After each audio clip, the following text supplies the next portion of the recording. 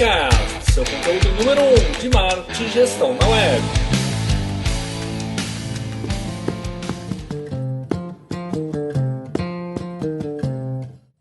Já imaginou ter uma operação com custos em real e faturar em dólar? Já pensou comprar em renminbi a 0,79 centavos de real e vender em real? Esse é um pouquinho de alguns cenários que a gente vai discutir com o Jorge Bife Neto. Jorge Bife é bacharel em administração e em direito. Ele é mestre e doutorando em administração, professor e coordenador da PUC Paraná, professor de instituições nacionais e internacionais, ex-executivo de empresas de varejo e de investimentos. É ainda consultor nacional pela Work4 e internacional pela IAC Partners, com forte atuação em indústria, comércio e serviços. Jorge, seja muito bem-vindo ao Contcast. Obrigado, Conte. Obrigado pelo convite. Espero conversar e trocar uma ideia bem interessante sobre o tema. Vamos lá, Jorge. A gente tem uma missão hoje, nesse episódio aqui do Contcast, que é desmistificar um pouquinho do e-commerce, um tema que está sendo trabalhado aqui ao longo dessa terceira temporada.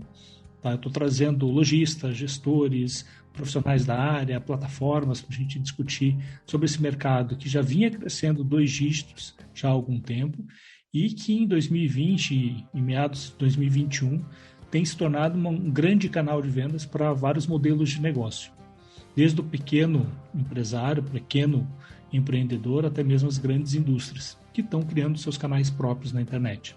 E para esse episódio, eu separei como tema desafios e oportunidades de um e-commerce internacional. Quais são os principais desafios e as principais oportunidades de vender lá fora, de comprar lá fora para vender aqui dentro e fazer essa migração de cross-border? Jorge, quero começar a fazer uma provocação sobre o que seria um conselho para quem pretende iniciar uma operação de e-commerce. Então vamos lá, muitas empresas migrando agora nesse momento aí da economia, né? Então a pandemia empurrou a gente crescer 30 anos em 3, 4 meses, né?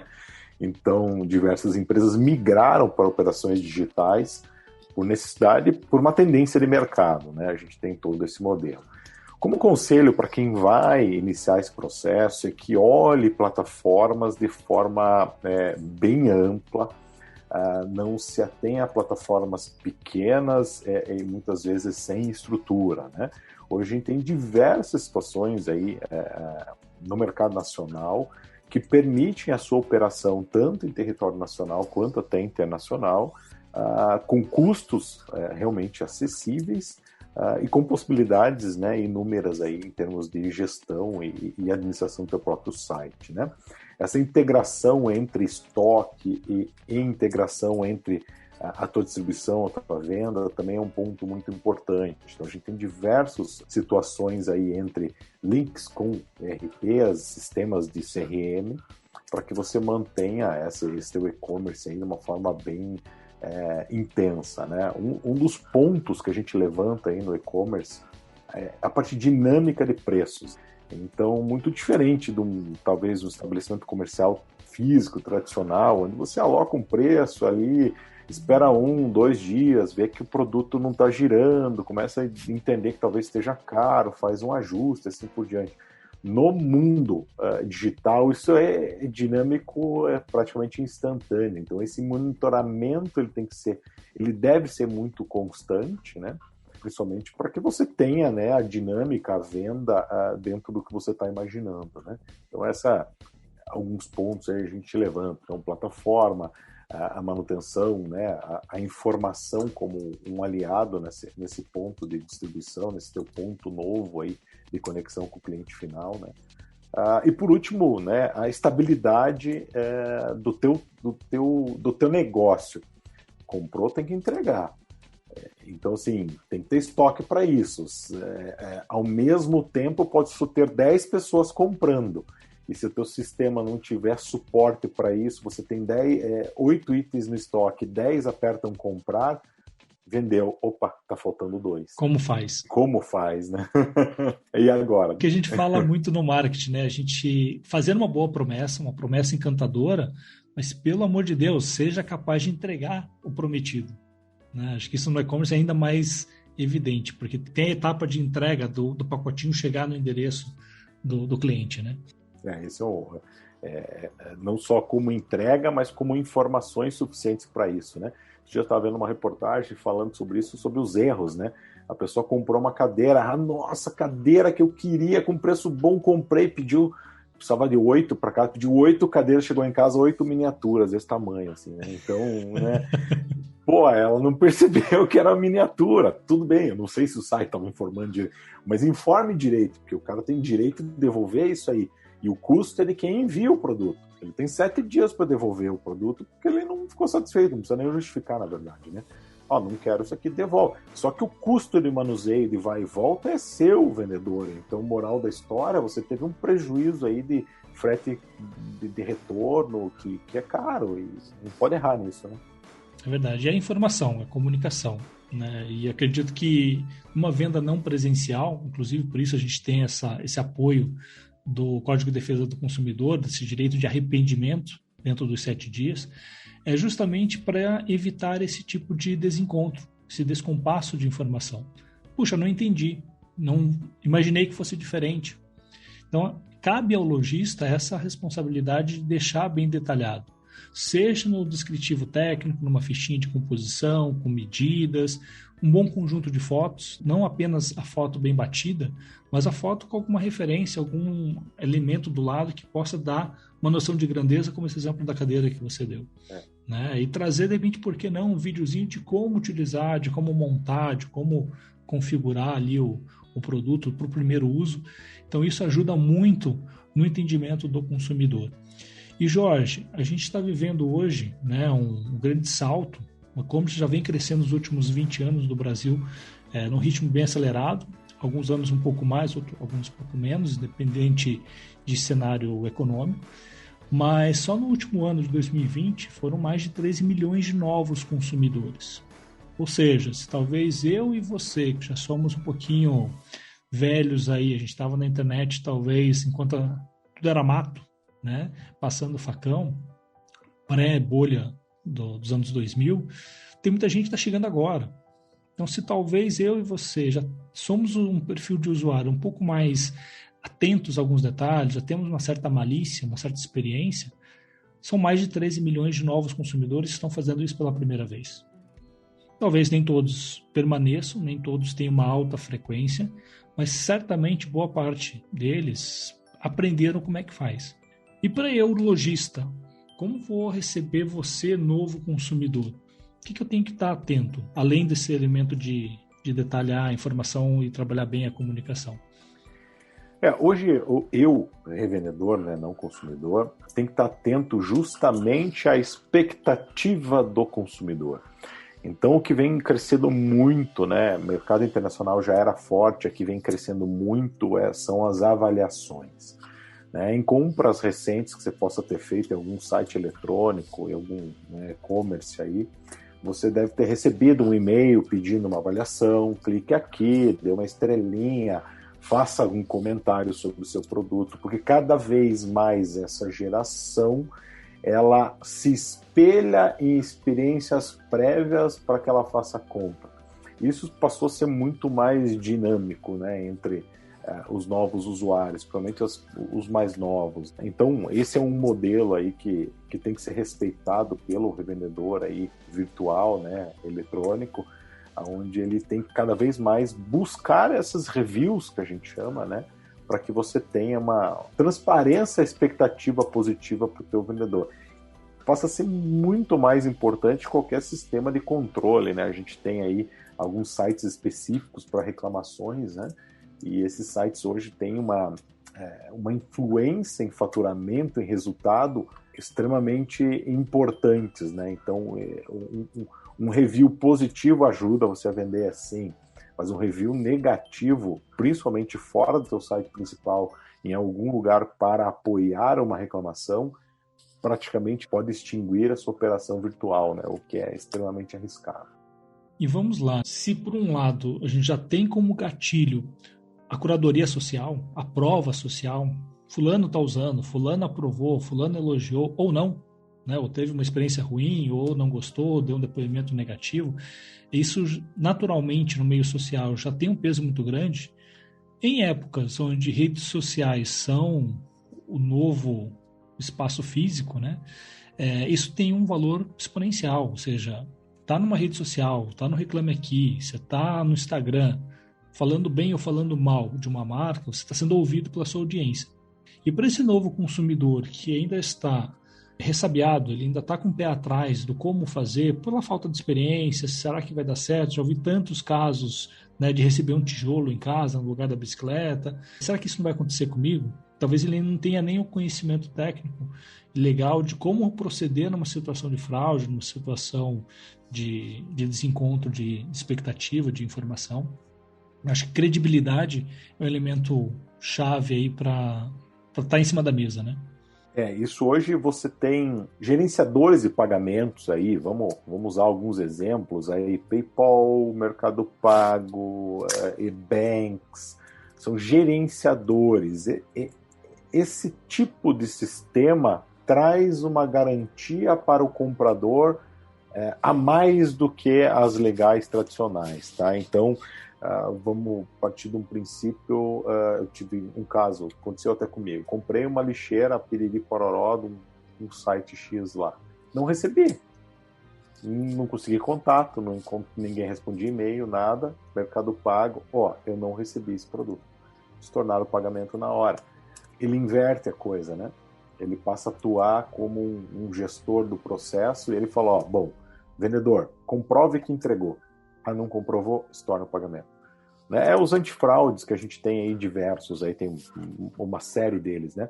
Mas cada vez mais o consumidor ele está seguro com isso. Inclusive você, revendedor, tem que estar esperto para isso. Então, comprove a entrega, sabe? Você tem que ter essa comprovação, senão você será estornado. Uma venda eventualmente eficaz. E o ser humano consegue eventualmente criar alternativas até ilegais para dizer que não recebeu, né, determinado produto. Sim. Então isso, alguém já deve ter comprado em Mercado Livre e tem uma senha para receber determinado produto. É uma forma dele comprovar. Quando o produto tem um valor agregado um pouco mais alto, você recebe automaticamente uma senha para o entregador te entregar o produto. Ou seja, bom, se o cara sabe a senha, então você recebeu o produto, né? Então ele serve como um controle. Gente, é garantia para ambos os lados, né? Então, você como revendedor tem que estar atento a essas situações, para que você não seja pego por um consumidor mal intencionado. E você, consumidor, tem que estar, né, atento a esses processos para que você não seja enganado por um revendedor mal intencionado. Então, acaba sendo uma dupla garantia, o que é muito interessante. O que é importante, né? Eu comento muito assim, com os gestores do ramo da indústria, que começam a se sentir incomodados de não estarem vendendo diretamente pela internet. Ele já tem toda uma cadeia de distribuição, tem os seus varejistas, seus parceiros e tudo mais, alguns até com loja própria. Puxa, vou partir para a internet. Mas o buraco é um pouco mais embaixo, né? Como a gente costuma dizer, não é só o site, não é só fazer a interface com o usuário, a interface comercial. Relativamente, é fácil fazer isso. Claro que tem as suas complexidades, mas eu acho que talvez do todo, um dos lados mais simples. Quando ele começa a entender que lá no depósito dele ele tem que fazer pick-pack de unidade avulsa e não de pallet fechado, isso já requer uma reorganização do espaço, até mesmo uma expansão, para ter um estoque de unidades avulsas. Quando ele começa a entender que ele vai ter que ter um jurídico disponível para ir lá no PROCON, resolver pequenas causas junto com o cliente, para resolver, independente de quem seja o culpado, ele vai ter esse ônus que hoje ele não tem lidando com distribuidores ou com varejistas direto. Ou ainda, né, ter que colocar uma câmera ou fotografar isso de uma maneira que mostre, olha, seu produto foi embalado, está aqui o código de barra, o QR Code, e ele saiu da nossa expedição com o produto dentro da caixa. Você viu o videozinho. Tenho evidência de uma possível contestação. Para poder jogar isso aos cuidados, né, digamos, inverter o ônus da prova para o cliente que está dizendo que, olha, não recebi o meu iPhone dentro da caixa. quando na verdade ele recebeu. Ou se ele não recebeu, puxa, então peraí, saiu daqui com um produto dentro da caixa, mas o que aconteceu no meio do caminho? Você recebeu a caixa avariada? Te dê a orientação de não receber. O correio também faz isso, né? O que aconteceu no meio do caminho? E a gente tem muito, assim, tem produtos que são facilmente fraudáveis, né? Um aparelho celular, equipamentos menores, e produtos que são um baita trambolho para fazer isso, né? Como uma geladeira.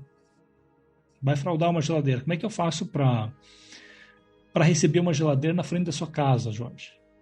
Né? É um pouco complicado, um pouco embaraçoso.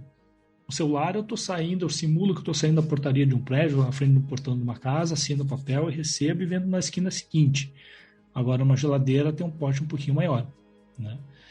E uma coisa que até tem um executivo da Scaleno, Paulo Chacur, que fez um Day One um tempo atrás com a Endeavor, e eu lembro muito de uma frase que ele coloca numa apresentação dele, que malandro no Brasil aprendeu muito rápido o valor do metro cúbico, o valor cubado das coisas. Ou seja, ele não para um caminhão de geladeira na estrada, ele para um caminhão de iPhone e PlayStation, porque o relógio, o videogame, ele vende na esquina, né? Mas a geladeira é um pouquinho mais complicado.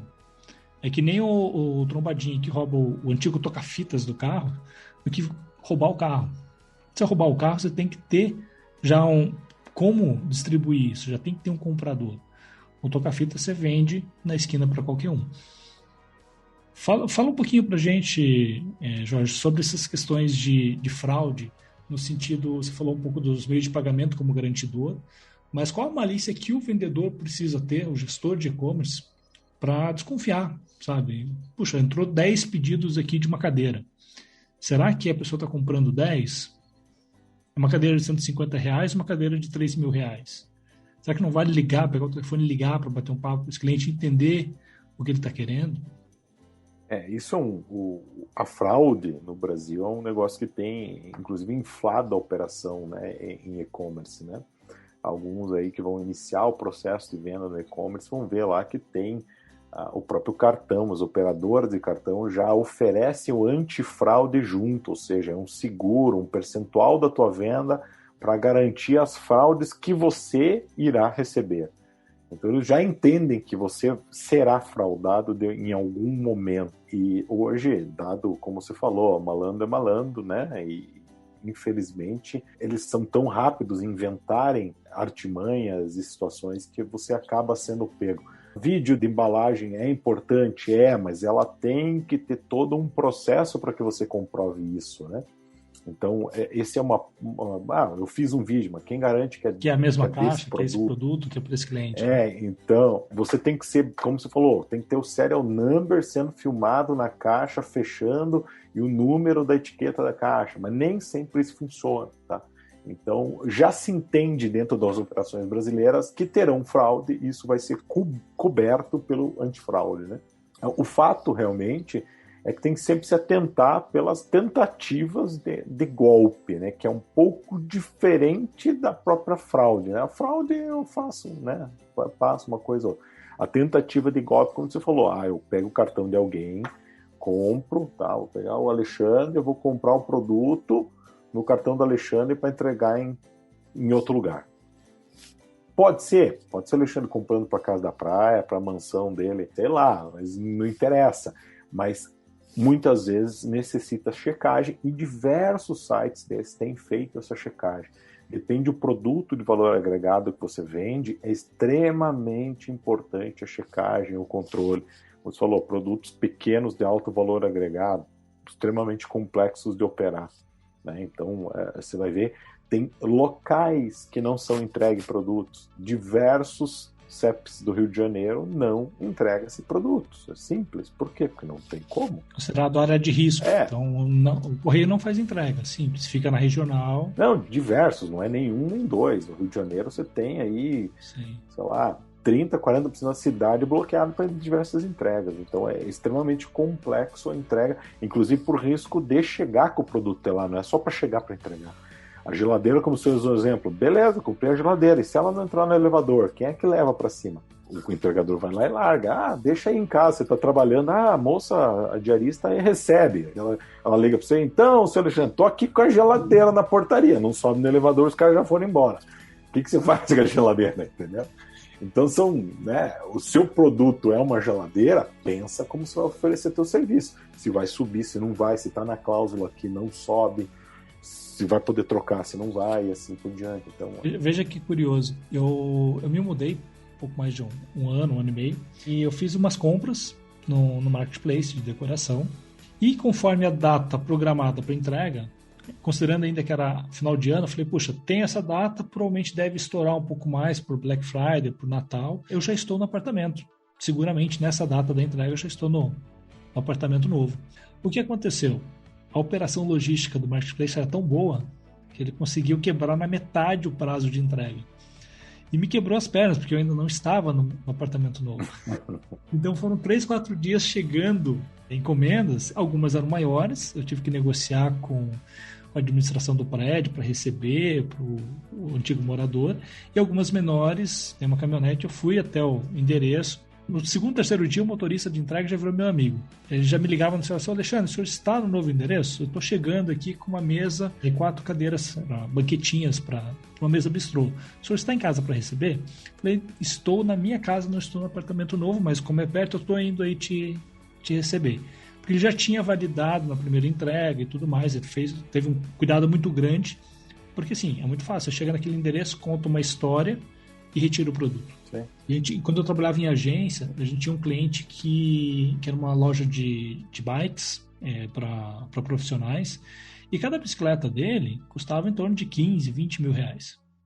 E a gente falou, cara, e quando chegar um pedido aqui com 3 bicicletas, o que você vai fazer? Não, vou ficar feliz da vida, vou vender. Não, que bom, né? Você fez uma baita de uma venda com ticket super alto. Mas você tem que tomar cuidado porque é um produto visado. Será que o teu perfil de consumidor compra 3 bicicletas uma vez só? Pode ser uma equipe comprando para os 3, 4 membros, né, a mesma bicicleta. Pode ser alguém dando um golpe. Então vamos entender um pouquinho, por mais que o dado do cartão de crédito esteja correto. Prestar atenção em sinais, né? Você falou, a operação logística ela evoluiu muito. O Brasil também, né? A gente tem uma logística péssima, mas dentro do nosso péssimo, a gente melhorou bastante, sabe? Então, assim, as operadoras, os marketplaces evoluíram muito. Você pega um Mercado Livre, hoje ele está num nível absurdo, assim, em termos de organização, entrega, Americanas e assim por diante. Eles estão num nível que eles surpreendem, eles já estão com prazo longo e eles normalmente entregam antes, sabe? Eu vejo que a própria indústria do e-commerce tem puxado isso. Já é tão difícil fazer uma logística boa no Brasil, tem uma deficiência tão grande, vamos fazer. E você vê aí grandes players abrindo centro de distribuição em cima de centro de distribuição, com 2, 3 fulfillment, com 30 last miles, para ter essa capilaridade, ter essa agilidade. E a concorrência puxa bastante. O 11923, que chama do AliExpress, o Alibaba chinês, ele garante qualquer compra feita, né, o 11 de 11 da manhã, feita até as 11 da manhã na China, 90% do território chinês ele entrega até as 11 da noite. Cara, 90% do território chinês só não entrega no meio das montanhas, lá que não sobe mesmo, mas no resto entrega em tudo. Então você quer dizer que eu entrego em qualquer 90% do território chinês em 12 horas? Sim, ele é tão rápido que chega antes. O fulfillment do Amazon americano, eu já tive diversas visitas em grupos que eu levo pelo Sebrae para conhecer o modelo de varejo americano, seja digital, seja físico, né? Sim. E a gente, visitando um fulfillment na distribuição, ele é tão rápido, aqueles robozinhos, todo mundo já viu em vídeo, né? Ele é tão rápido a embalagem que ele tem diversas saídas no meio antes de chegar no caminhão, porque se você cancelar a compra, para ele não mandar para você o produto, para dar tempo dele tirar fora. E no EWR4, que é próximo de Nova York, eles mandam 150 caminhões, né, carretas nossas, por dia de mercadoria. Então é um número assim, né, e esse é um deles, né, tem mais de 30 nos Estados Unidos. Né, então esse é um modelo que evoluiu muito e, obviamente, está todo mundo migrando. E agora, né, com a explosão do e-commerce, mais ainda. Né, então a gente tem um crescimento muito grande. Jorge, pegando o gancho na operação da Amazon, vamos transbordar a nossa operação de e-commerce do Brasil para fora. Quais seriam os maiores desafios de um gestor de e-commerce que se atreve a fazer esse cruzamento de fronteira? Vamos lá. Primeira coisa que todo mundo pensa, né? A sua grande maioria, vou vender internacionalmente, brilha o olho, Estados Unidos. Nossa, vou para os Estados Unidos. Beleza. Ali é mais ou menos, né? Eu costumo usar o exemplo. É que nem você chegar com o time de Barbados para jogar futebol na Copa do Mundo. Então, beleza, eu sou mais um lá. Eu tenho o mundo inteiro vendendo lá. Então lá é o maior mercado, sim, mas é o mais concorrido. Você tem todos os players do mundo brigando lá, muitas vezes com produtos similares aos seus, né, e diversas alternativas. Então, o estudo para entrar no mercado americano é muito, muito importante. Porém, viabilizei, entendi que vou entrar no mercado americano. A Amazon é a entrada hoje mais fácil para os produtos, muitas vezes nacionais, né, entrarem no mercado americano. Por quê? É um e-commerce, é consolidado, eu consigo gerenciar toda a interface do Brasil mesmo, sem precisar nenhum funcionário, nenhum colaborador lá. Eu só tenho que entender como é a operação deles para que eu consiga vender o produto lá. E daí vem os poréns da história, funciona mais ou menos assim. Mas bem resumido, isso é papo para 2 horas, entendeu? Então vamos tentar resumir os principais problemas que a gente tem hoje. O primeiro deles, a pandemia trouxe um crescimento muito grande do modelo Amazon de venda. A partir desse crescimento, esse modelo fulfillment, que ele pega teu produto e cuida para você, então eu vou lá, mando 1.000 unidades, mando para a Amazon, vai vendendo, o estoque vai baixando, eu mando mais 500, eu vou regulando o estoque, a Amazon vai segurando meu produto lá. O que aconteceu? A Amazon lotou de gente mandando produto, ela falou, não, cara, não posso pegar mais 1.000 teu, você tem que só me dar 100. Eu só tenho 100 de espaço para você. Ah, mas eu quero mandar 1.000. Ah, mas daí eu cobro de você a diferença. Mas 100 eu recebo sem cobrar. Então, nesse modelo surgiu depósitos paralelos, porque tem outro problema junto a isso aí. Vendi, não repus o estoque na Amazon, ela passa a não gostar mais de você. Ela vai te jogar lá para baixo, no site, você vai ter que gastar em publicidade para subir de novo e assim por diante.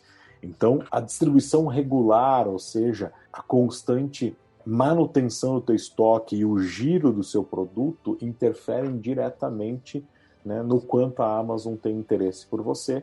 E quanto mais interessada ela for em você, menor o seu custo de publicidade. O custo para operar sempre gira em torno de 20%. Tá? Então, 20% é o que eles cobram de taxa tua, né? Mas eu quero pôr frete, não quero, daí tem uma série de operações aí que você vai mais ou menos imaginar. Mas é mais ou menos esse o custo. E a parte importante é o giro e a publicidade, ou seja, eu gasto dentro, como se fosse um Google da vida, dentro do próprio Amazon, para que meu produto apareça lá em cima. Então essa gestão é muito complexa. O número de SKUs que você vai distribuir interfere também. Você usou um exemplo aquela hora, eu tenho uma indústria que vende pallet, agora eu vou vender unitizado. Tá, mas o modelo americano, americano adora combo, né? Sim. Então o combo é com 2. Pô, eu mandei tudo unidade para lá, agora eu quero vender um combo de 3. A Amazon não faz o combo para você. Você manda o combo pronto, ela não faz. A Amazon pega da prateleira, é cara crachá. Ela pega da prateleira, põe na caixinha. Pega da prateleira, põe na caixinha. Ela não manuseia teu produto. Você tem que ter um pacotinho já formado com 3 produtos, com aquela composição, como novo produto cadastrado. Isso aí. SKU. A Amazon gerencia SKU. Você não vai ter manuseio. Vou mandar 2, fazer um SKU de 2. Não, ela não faz. Daí cresceu muito esses depósitos intermediários que podem até fazer isso para você. Tem um custo? Tem. Faz. Funciona mais ou menos igual ao Amazon? Sim. Você cria depósitos temporários que vão suprir o Amazon, né? A gente está usando eles como exemplo, mas você pode operar nos Estados Unidos com o teu próprio site, vendendo pela FedEx, pela DHL, por diversos outros sistemas de entrega, sem problema nenhum. A diferença é que você vai ter o teu depósito, o teu espaço, vai ter que ter todo o manuseio de expedição para poder fazer isso, né? O contrato direto com a transportadora. Exatamente. Seguro de operação. Eu costumo dizer, a primeira coisa que o brasileiro vai falar, não, tem que ser seguro. Seguro. Primeira coisa é entrar no mercado americano, tem que ter um CNPJ de lá, ou seja, o registro da sua empresa, e seguro. Mas meu produto não dá problema, é uma borracha de apagar lápis. Isso não precisa de seguro. Precisa. Porque se uma criança engolir e morrer, cara, a conta é muito grande lá. Então, tem que ter seguro para tudo. Muitas vezes ele é barato, mas é obrigatório você ter essa operação com seguro no modelo americano. É a regra do jogo. É a regra do jogo. Aqui a gente toma um risco, às vezes consciente, muitas vezes por não conhecê-lo, mas lá, terra dos advogados, eu costumo dizer assim, existe uma maturidade muito grande no varejo americano. Você chega lá, você troca, todo mundo te atende super bem, mas nem sempre foi assim. Um dia houve uma multidão de clientes insatisfeitos protestando e processando as lojas. As lojas já entenderam há muito tempo que custa mais barato fazer a troca, atender bem o cliente, mesmo o cliente muitas vezes não tendo a razão pela reivindicação, e utilizar o ciclo de vida do cliente para maximizar o ganho ao longo do tempo do que estar certo naquela discussão. Então, faz o seguro. É boa prática, né? Se está todo mundo fazendo, existe um porquê um pouco mais enraizado do porquê isso deve ser feito, né? Para nós aqui é a nossa responsabilidade civil, é basicamente a mesma coisa. E você muitas vezes pode ter seguradoras brasileiras que seguram o mercado americano, né? Depende de uma série de fatores, né? Mas é importante ter isso em mente, né? Porque isso é um custo. A abertura de empresa é barato, né? Você tem alguns incentivos fiscais para algumas situações, mas é muito fácil a abertura, a operação. O seguro também não é difícil, né? Não é caro. Mas são passos iniciais para a tua operação lá que exige realmente. E depois, obviamente, ter um suporte ao teu consumidor, porque isso vai virar o que a gente falou aqui para o mercado review, né? Exato. As estrelinhas, né? Sem estrelinha não vende, não tem jeito, né? Não vai, o produto despenca muito rápido. Porque sim, dúvidas vão surgir, imprevistos vão acontecer, e como é que você está prestando esse suporte ao cliente final para deixar ele tranquilo, para ele entender o que aconteceu, para resolver uma situação ali de impasse. Senão, você vai ser penalizado no score. Você vai ter uma reclamação, você vai ter um ponto negativo aí que vai jogar a tua pontuação para baixo. Com certeza. Podemos usar aí, por exemplo, outro exemplo que é o mercado europeu, né? A gente estava falando do mercado sul-americano, né? Então, o mercado europeu, você está olhando os Estados Unidos, o maior mercado do mundo, porém extremamente concorrido. Tem muita gente olhando a Europa, olhando primeiro a entrada, Portugal. Por quê? Teoricamente, o país europeu é mais barato, né? Você dá o primeiro passo. Só que Portugal é do tamanho do Paraná, um pouquinho, né? Mais ou menos numa proporção, né?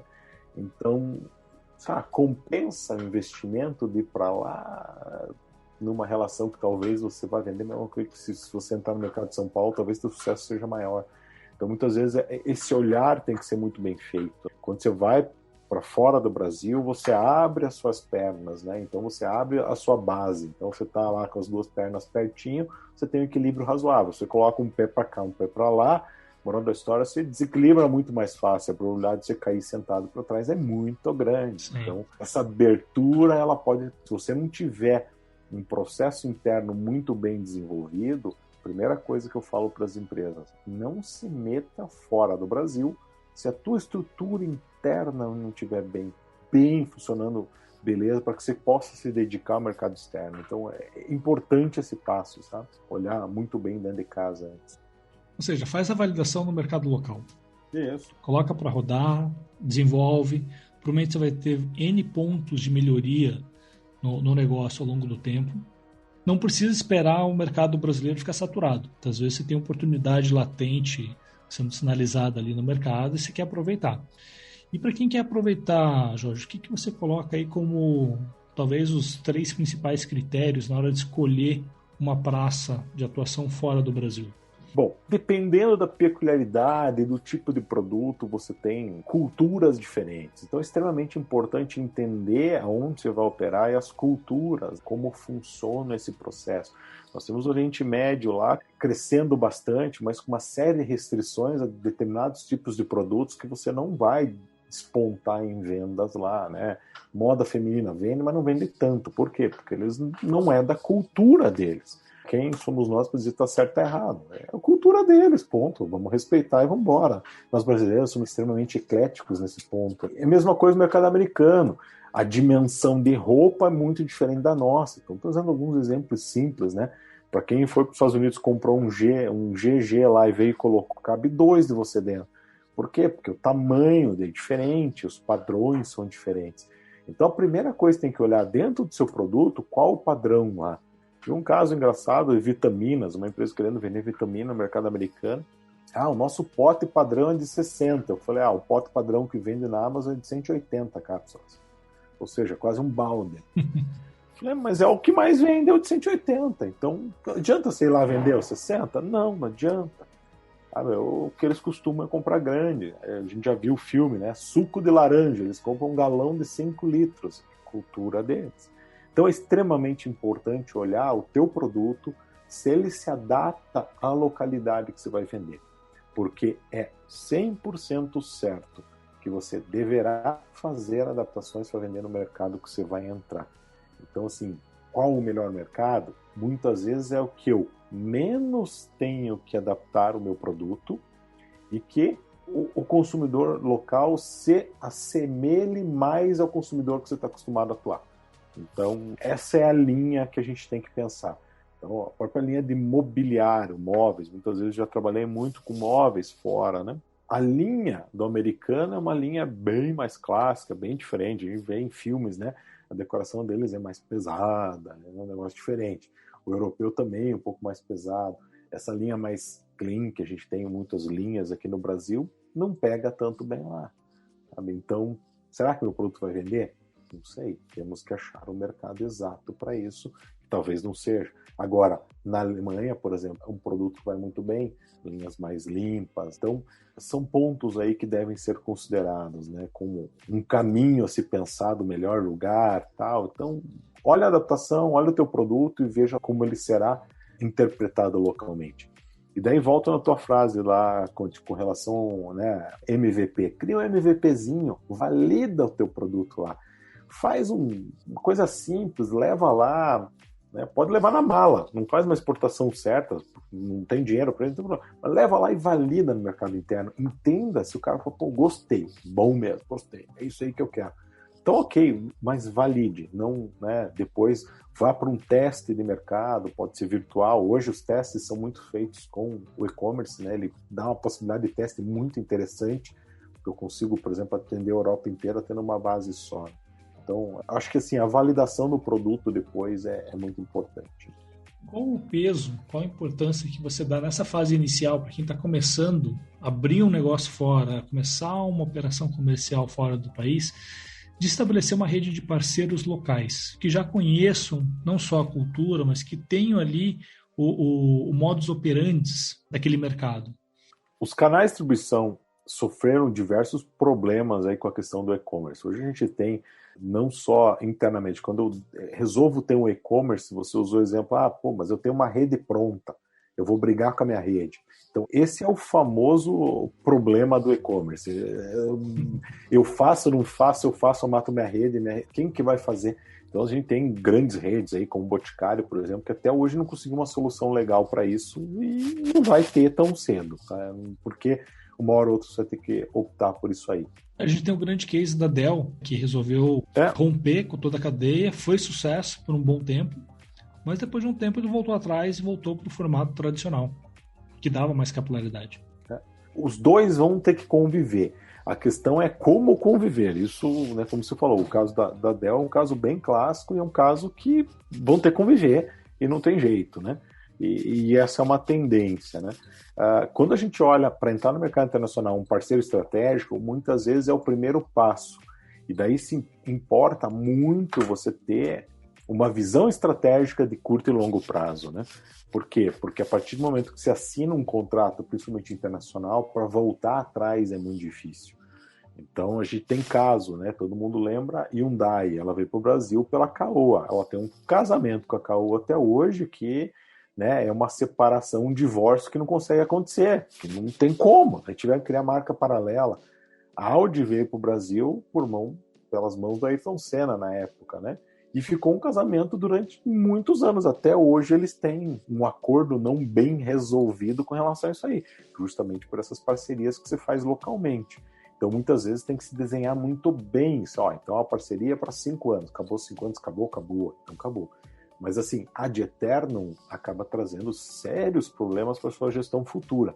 Se der muito errado, ninguém ganha nada.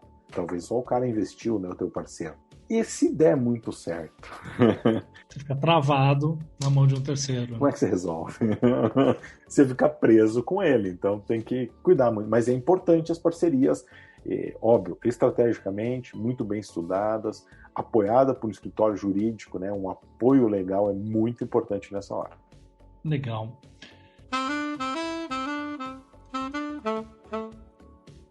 Jorge, o que você identifica como as melhores oportunidades, seja atuais, seja nos próximos anos, para quem está entrando no mundo do e-commerce agora, principalmente quem está visando mercados internacionais?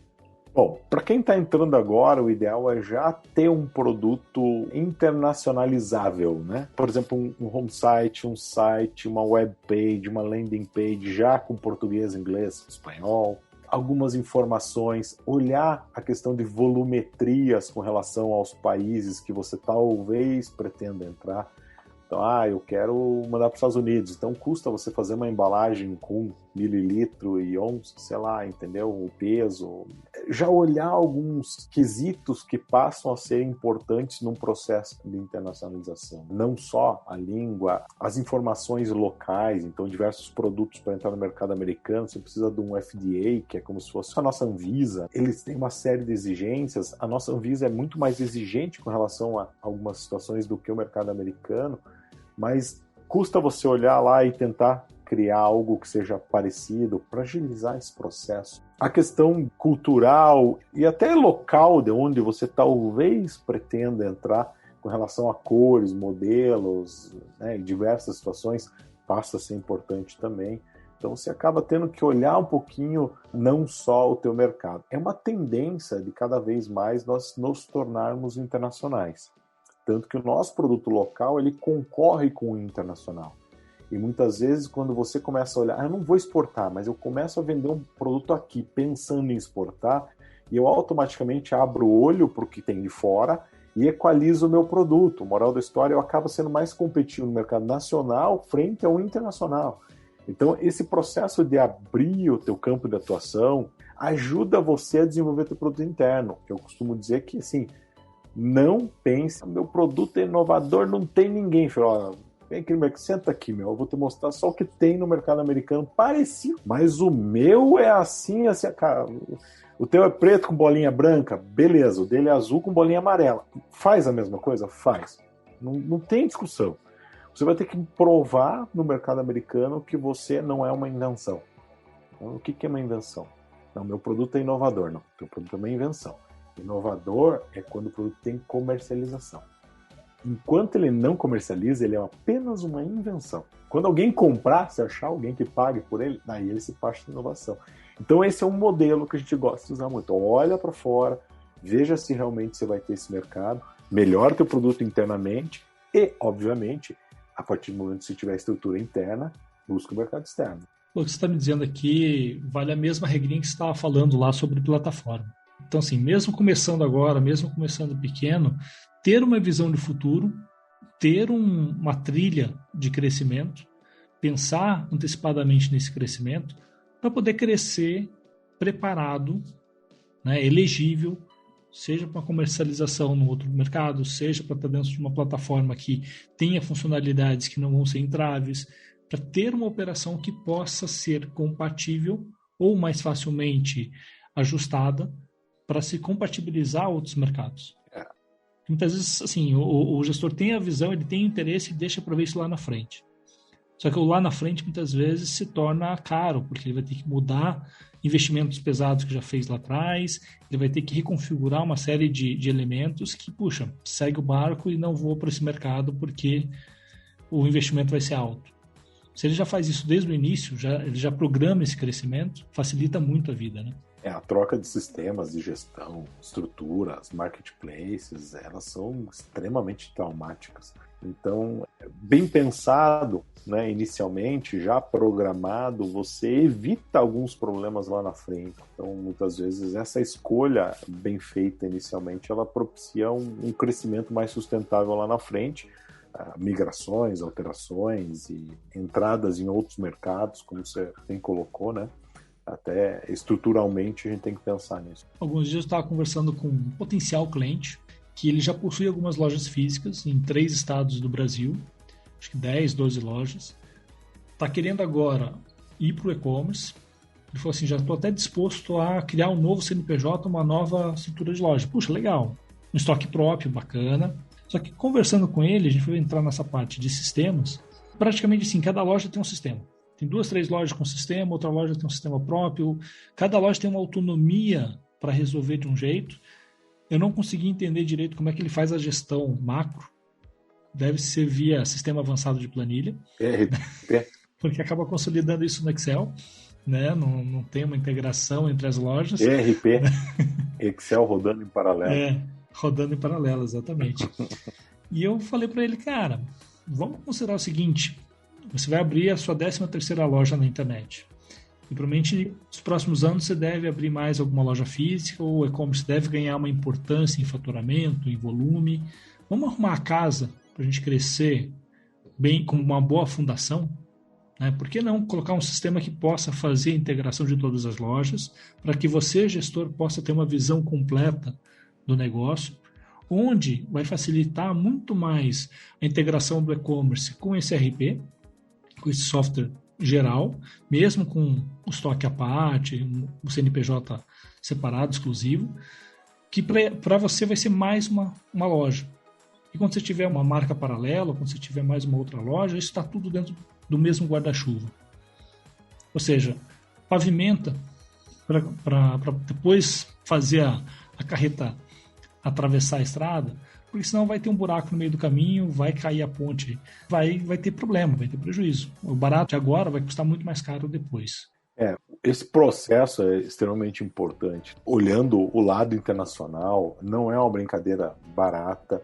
Hoje, assim, você não entra no mercado americano ou europeu sem ter um investimento razoável, que seja tempo, tá? Mas tempo é dinheiro, lembrem-se disso, né? Mas tem que ter um investimento razoável, né? A gente vê aí diversos modelos, porque o produto não vende sozinho, né? Não, ele necessita estrutura base, como você bem colocou, um sistema bem estruturado, um sistema de informação, ou seja, um apoio estrutural local, muitas vezes empresas de consultoria, pesquisas de mercado bem feitas, para que você tenha uma robustez da atuação, adaptações de produto e depois um investimento inicial razoável para que o negócio rode, né? E ao longo disso você tire aí ainda ensinamentos e, obviamente, num curto espaço de tempo comece a ter sucesso. São raríssimos os casos que a gente vê de sucesso. Comecei a vender e deu certo. Não, isso aí é mais fácil jogar na Mega Sena lá. Pega R$1.000, compra em bilhete lá. É mais fácil ganhar na Mega do que você acertar um troço desse na doida, assim, no mercado. Não dá mais. Já foi esse tempo. Nas bolhas do .com lá, muita gente fala, eu nunca vendi camiseta, virei milionário. Beleza, acabou. Ninguém mais fica milionário vendendo camiseta. Durou pouco, né? Deu certo, mas durou pouco. Durou bem pouco. Uma última provocação, Jorge. Vamos inverter a mesa aqui. Eu fiz a abertura brincando, né, sobre o renminbi, né, que é a moeda ali, o yuan chinês. Uhum. Então, de comprar em renminbi e vender em real. Ou seja, a gente está falando muito aqui em vender fora do Brasil. Mas existe também a oportunidade de eu importar produtos, não necessariamente apenas da China, mas de outros mercados, por uma escassez no Brasil, por uma condição econômica, tributária, financeira fora, e eu vou trazer isso para o Brasil. Porque, puxa, existe uma demanda aqui, o produto ainda não está aqui, ou tenho produtos mais competitivos, seja por preço, por qualidade, e eu quero ganhar mercado no Brasil trazendo esses produtos de fora. A gente tem aí algumas indústrias que vieram dessa observação. Tem indústria alimentícia hoje no Brasil que veio de observação lá da Itália, onde um casal passeando de férias conhecia um produto e falou, olha que interessante, já pensou isso no Brasil? Voltou de férias, perdeu o emprego na empresa, montou um CNPJ, começou a importar como um comprador de grande porte. No segundo pedido, chamou atenção, a indústria veio atrás, mas quem é você que está comprando tanto assim? Você não quer virar um representante no Brasil? Ou seja, existem modelos de negócio que aproveitam essas oportunidades. E quando a gente fala de e-commerce, o que você vê aí como entrave ou como oportunidade para isso acontecer? O e-commerce ele traz já uma barreira técnica nisso que você consegue fazer o jump muitas vezes, né? Então, eu vou começar a vender o produto, mas o cara descobre a fonte, ele vai lá e compra direto, principalmente se o produto estiver aberto, né? Então, assim, o que eu trago de interessante de e-commerce para você buscar lá fora, trazer para cá, você tem diversos produtos, né? Diversas situações que o Brasil ainda não conhece. Não estou falando só na China, Europa, Estados Unidos, tem muitos produtos que são amplamente vendidos lá e ainda não são vendidos aqui. Por N motivos. O primeiro, porque a maioria não conhece esse tipo de produto, e o segundo, muitas vezes a gente não tem a cultura para isso ainda, né? Mas no momento certo teremos, e se você estiver bem antenado para isso aí na época, talvez você consiga, né, ser um desses caras que acertou e trouxe o produto na hora exata. O que eu costumo dizer, e eu, né, já desenvolvi diversas missões internacionais aqui pelo Sebrae do Paraná, né, e o Sebrae incentiva muito esse processo, é levar o empresário a ter contato com essas tecnologias, com essas modificações, muitas vezes não inerente ao seu próprio negócio. Então você visita uma cafeteria, por exemplo, uma Starbucks Rusty Reserve lá, que é um modelo diferente da Starbucks. Mas o que isso tem a ver com a minha loja de roupa? Bom, literalmente no mesmo modelo nada, mas não tem nada que usa ali que você possa tirar como exemplo aqui. Será que não é aí que talvez a gente traga alguma oportunidade? Talvez ter aquele olhar de processo. Isso. Quando você olha para o e-commerce, essa viagem é até mais fácil, porque você começa... Nossa, eu não preciso ir lá para ver. Eu começo a navegar. Então, assim, quem não visitou o Alibaba, que é o site mãe do AliExpress, tem que visitar, porque o que tem lá dentro? O que eles vendem lá? Qual oportunidade eu encontro desses ali? Você compra uma indústria de cana, de açúcar, de açúcar lá dentro, se quiser. Como assim? Você compra uma usina termoelétrica lá, se quiser. Você compra um monte de coisa. Tá? Uma fábrica de biodiesel, tem lá para vender, tá? $1 milhão, mas leva, tá ali para vender. Então, assim, você entra em contato com N oportunidades. Se você vai tirar proveito dela, daí depende de você, né? Mesmo assim, você começa a olhar outras operações chinesas, americanas, sul-africanas, tem diversos sites e sistemas de gestão de e-commerce muito interessante na África, tá? Senegal, Nigéria cresceu bastante nesse ponto. Vamos, por que isso? Lá é igual ao Rio de Janeiro para entregar produto. Eles têm solução para isso. Então, por que não buscar talvez uma solução que eles usam na Nigéria, né? Que não é um negócio tão liso que nem a gente tem no mercado americano, seguro, e trazer para uma realidade, por exemplo, de entrega no Rio de Janeiro. Os pontos de entrega separado. Então, assim, tem diversas oportunidades no e-commerce se você sair do teu quintal de casa. Entenda que o Brasil, ele quase nunca é criador de soluções. A gente quase sempre é usuário de soluções e a gente aprimora. A grande vantagem é que o brasileiro é extremamente criativo. Então, a gente pode pegar uma solução que é mais ou menos e deixá-la muito boa, né? Então, vale a pena buscar isso ainda. Eu acho que o nosso mercado é um excelente mercado para validar qualquer coisa, né?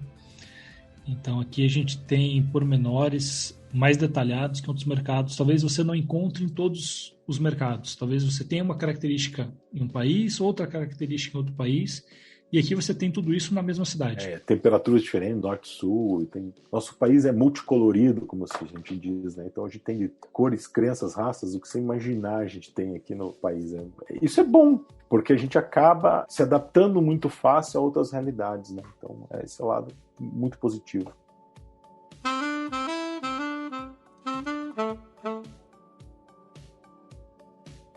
Jorge, queria te agradecer, disposição de tempo, interesse, compartilhar conosco um pouco dessa tua vasta experiência na fronteira, né? Eu sei que você atua aí trazendo e levando empresas para fora do país. Tem um trabalho muito legal. Eu queria deixar aqui os teus contatos para quem se interessou pelo assunto, que de repente quer trocar uma ideia contigo, quer te procurar, como as pessoas te encontram. Bom, mais fácil de me encontrar é hoje pelo e-mail, né? Você pode mandar um e-mail para mim, ou pelo site da Work4, que também é bem tranquilo. Então é www.work4, né? work número 4.adm.br, né? E meu e-mail que eu uso mais é o bifneto, com bif com 2 Fs, neto com 2 T's, @gmail.com. Manda lá, a gente troca uma ideia, fiquem à vontade, a gente está sempre à disposição. Legal. E Jorge, uma última referência para quem estava até o final, quem nos acompanhou aqui, que site visitar, que livro ler, que seriado assistir, o que você passa aí como referência, como conteúdo estendido dessa nossa conversa? Bom, vamos lá. A gente tem diversos pontos aí que a gente pode olhar em termos de site. Eu acho que assim, você conhecer o Amazon americano, entrando pelo site americano mesmo, então muda lá a região, entra no mercado americano, é muito interessante. O eBay é o nosso mercado, o Mercado Livre usou o eBay como base para ser desenvolvido, né? Então ele é como se fosse o Mercado Livre nosso americano, né? Craigslist, para quem não conhece, é o LX americano. Ele é muito legal, dá uma olhada como se opera lá. É uma operação mais informal, obviamente, mas é interessante você entender o modelo de operação. Como eu sugeri antes, o Alibaba, do grupo Ali, né, ele traz uma visão no mercado chinês muito mais ampla, principalmente na área de fornecedores. Então essa é a lógica principal. Como filme para assistir, eu vou dizer, o Dilema das Redes eu acho muito legal. Tá? Ele traz uma visão muito interessante do que é a conexão das redes sociais hoje, como elas influenciam, inclusive, na parte comercial, prendendo, né, o público nesse sentido. E tem um documentário muito interessante que vocês encontram dentro do YouTube mesmo, da Amazon. Chama Amazon Fulfillment Model. Tá? Procura por isso. É um documentáriozinho curto, de 25 minutos mais ou menos. Ele explica mais ou menos tudo que eu falei sobre a questão das entregas e operação do Amazon. Muito legal de você dar uma olhadinha nesse YouTube também. Livro para ler? Bom, aí tem uma montoeira, né? Free é um livro muito legal, tudo vai ser grátis, vamos dizer assim. Então ele traz uma visão muito interessante do modelo digital de venda, né? Aquela história de quando o software ou o produto é de graça, o produto é você, né? Então é os seus dados que valem alguma coisa. Então ele traz uma visão muito interessante disso aí. E existe um livro que é difícil de achar, chama-se Migração de Valor, tá? Value Migration. Ele é um livro muito legal, o livro foi escrito em 93. Eu falo, pô, mas um livro de 93. O que eles escreveram em 93 é exatamente o que nós estamos vendo agora. Uma migração do valor. Naquela época ele foi escrito com outro pensamento. Se você usar para a vivência que nós estamos tendo agora, essa migração de valor é literalmente, a gente está migrando o valor do físico para o digital. E naquela época ele migrava o valor diferente, né, das grandes corporações para empresas menores. Então, um livro muito legal de ler. Sensacional. Meu amigo, muito obrigado pela presença, muito obrigado pelo conteúdo e pelas referências. Para você que está ouvindo, acessa lá, acho que é um conteúdo de valor aí para aprofundar um pouco mais o conteúdo o aprendizado nesse tema. Eu sou Alexandre Conte e esse foi mais um episódio do ConteCast, seu conteúdo número 1 de marketing e gestão na web.